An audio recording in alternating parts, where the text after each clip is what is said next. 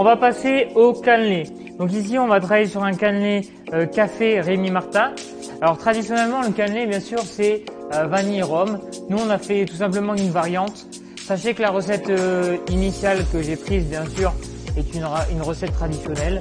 On a fait infuser donc du café et du lait pendant 30 minutes. Donc quand je parle d'infusion, on porte à ébullition le lait, on ajoute le café, on fait l'infusion pendant 30 minutes et ensuite on rectifie le poids de lait. Très important. Je travaille sur 1000 g de lait, en sachant que 1 litre de lait est beaucoup plus lourd qu'1 litre d'eau.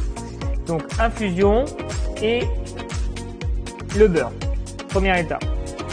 Cette infusion et ce beurre, on va la porter à une température de 60 degrés.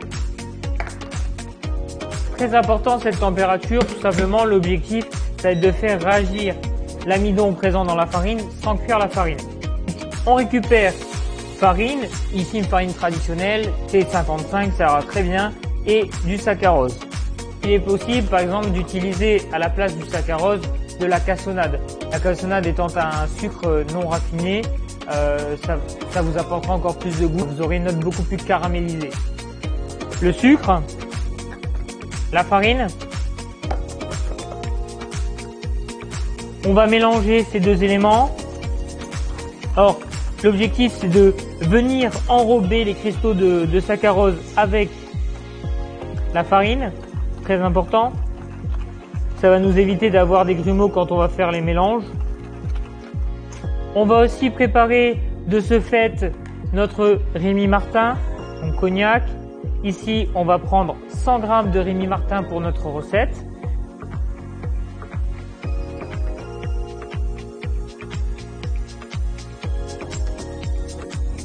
On fait fondre notre beurre et on porte jusqu'à 60. Et ensuite, tout simplement, on va procéder comme une pâte à crêpes, c'est-à-dire qu'on va créer un noyau au centre de notre cul de poule. Et progressivement, on va venir incorporer cette farine et ce sucre semoule à notre masse liquide. Une fois que je commence à avoir un élément qui devient un peu raide, tout simplement, je rajoute du liquide.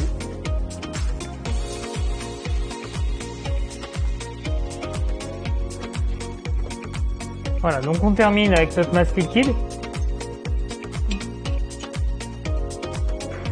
On va ensuite venir ajouter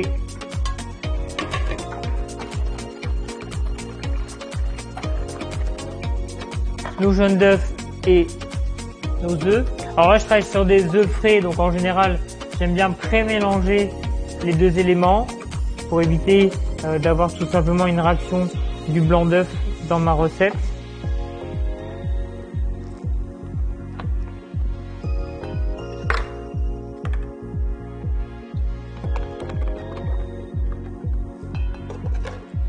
Donc vous cassez bien vos œufs et vos jaunes. Et ensuite vous venez ajouter à votre préparation précédente. On finira bien sûr avec notre cognac Rémy Martin.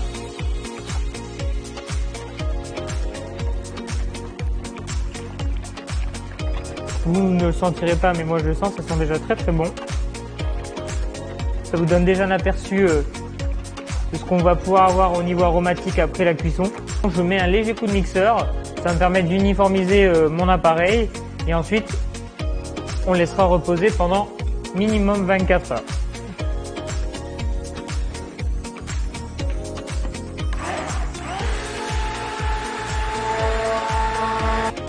Les appareils à cannelé demandent un minimum de 24 heures de maturation avant la cuisson. C'est très important. Concrètement, si je prends cet appareil et que je le cuis maintenant, tout simplement, j'aurai pas du tout le résultat souhaité. Je voulais vous faire voir la comparaison d'un appareil à cannelé donc qui vient d'être fait et l'appareil à cannelé qui a eu un minimum de 24 heures de maturation. Donc sur un appareil à cannelé, vous avez vraiment quelque chose de très liquide, d'accord, au même titre que de l'eau. Et ensuite, quand vous avez une maturation, vous allez avoir un produit qui va donc développer d'une en arôme mais aussi en texture. Donc on va avoir un produit qui va être beaucoup plus visqueux un peu élastique même. D'accord? Nous, c'est ce qu'on souhaite avoir. L'idéal pour moi, c'est avoir une maturation entre 48 voire 72 heures pour optimiser la texture et le goût du produit. La maturation se fait à 4 degrés, réfrigérateur pendant, comme je vous disais, 24, 48 voire 72 heures. Alors nous allons passer à la cuisson des cannelés. Alors traditionnellement, un cannelé, ça se cuit en moule en cuivre et qui a été chemisé de cire d'abeille. Pour des contraintes de coût au niveau du matériel et bien sûr d'organisation et d'application, on a trouvé une solution un peu plus facile. Donc on utilise un moule en téflonné. Quand je vais faire ma cuisson, je travaille sur grille tout le temps pour avoir une cuisson la plus régulière possible au niveau de mes moules. Si je mets une plaque en dessous, en général le milieu a tendance à cuire beaucoup moins vite que l'extérieur puisque je travaille pas sur un moule individuel mais sur 12 pièces. Ici, beurre pommade, on est venu avec un pinceau légèrement chemisé notre moule et ensuite tout simplement on va venir couler en laissant 1 cm entre la hauteur du moule et l'appareil à cannelé. On va couler un entonnoir à piston. L'appareil à cannelé, on fait attention d'avoir un mélange uniforme avant de l'utiliser. Naturellement, comme vous avez présence de farine dans l'appareil, vous allez avoir une petite décantation. Donc on mélange délicatement à la maryse ou au fouet pour être sûr d'avoir un mélange uniforme. Donc j'utilise un entonnoir à piston. Simplement, ça va me faciliter le coulage des cannelés. Et ensuite, on vient déposer notre appareil en laissant, comme je vous le disais, 1 cm.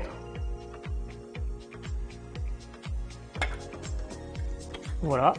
Une fois que c'est fait, on place au four à 170 degrés dans un four ventilé aux alentours de 50-55 minutes en fonction des différents fours. On vérifie toujours la coloration.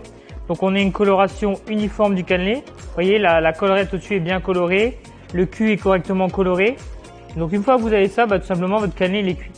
Alors c'est important d'avoir une belle coloration, d'accord, d'avoir ce côté très caramélisé de la croûte. C'est ce qui va donner tout le goût au cannelé. On va tout simplement retourner nos cannelés. Donc là on fait ça délicatement. Alors l'idéal c'est d'avoir un moule de la taille, enfin une grille de la taille de votre moule.